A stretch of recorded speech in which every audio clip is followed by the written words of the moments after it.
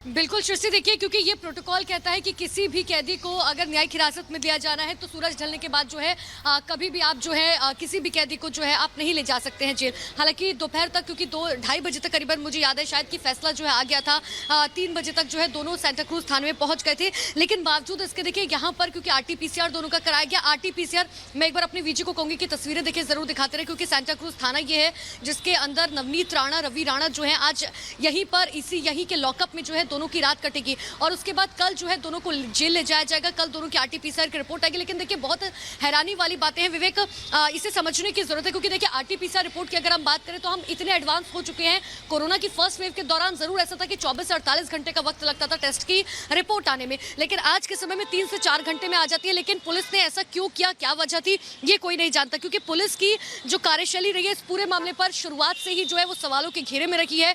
चाहे पहले दिन की हम बात करें, हनुमान चालीसा जिस दिन पढ़ने जाना था दोनों दंपत्ति को, उस दिन भी हमने देखा था, क्योंकि पुलिस प्रशासन पर सवाल उठे थे कि चाहती पुलिस प्रशासन तो इस तरीके से सख्त बिल्कुल। और इसे लेकर बीजेपी और शिवसेना के बीच तनी हुई है। अनुपमा, आपके पास वापस लौटेंगे। हमले को लेकर बीजेपी नेता किरीट सोमैया से हमारे साथी अनुपमा ने बातचीत की है, सुनिए उन्होंने क्या कहा है।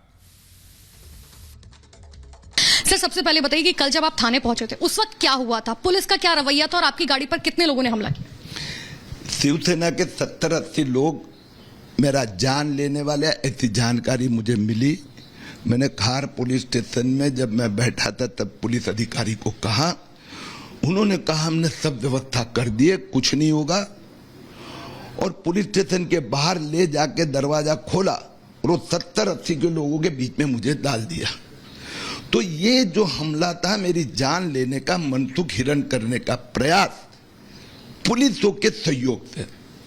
दूसरी बात यह है कि मुझे थोड़ी फोड़ लगी, कांच फूट गए, यानी कार टूटी, अनेक बाटली, चप्पल, जूते, पत्थर।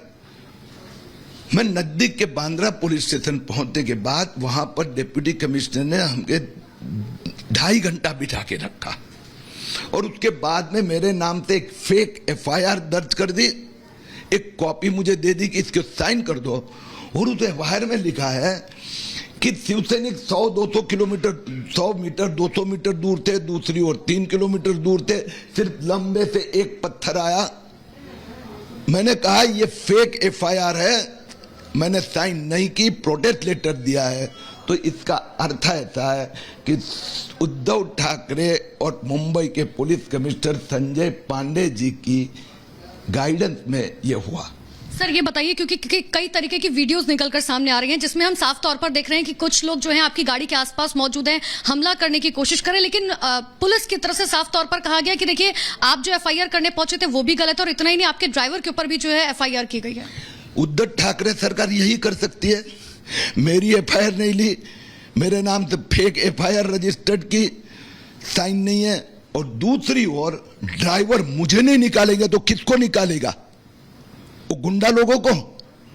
और कुछ भी नहीं है गाड़ी के सामने, कुछ भी नहीं है, लेकिन फेक FIR लेना ये तो उद्धव ठाकरे का धंधा है, काम है उद्धव ठाकरे सरकार का। इसी प्रकार से फेक FIR अनेक लोगों में विषयों में लिए, लेकिन हम झुकने वाले नहीं है। सर, संजय राउत ने अभी PC की है जिसमें उन्होंने साफ तौर पर कहा कि देखिए आपने मीडिया एक्शन के नाम पर पैसा लिया और किस कंपनी से किरीट सोमैया पैसा कलेक्ट करते हैं वो मैं जानता हूं। मैडम ये बहुत पुरानी बात है, 5 महीने हो गए, संजय राउत एक दमड़ी का कागज दे नहीं पाए हैं। अब तो हाईकोर्ट ने भी पुलिस को कहा है संजय राउत के स्टेटमेंट के आधार पर FIR दर्ज करते हो, वो तो आ जाएगा सामने। मुझे गिरफ्तार करने से रोक दिया कोर्ट ने, इसलिए वो तो कोर्ट में चल रहा है। उसके पहले 10 घोटाले के आरोप संजय राउत ने लगाए।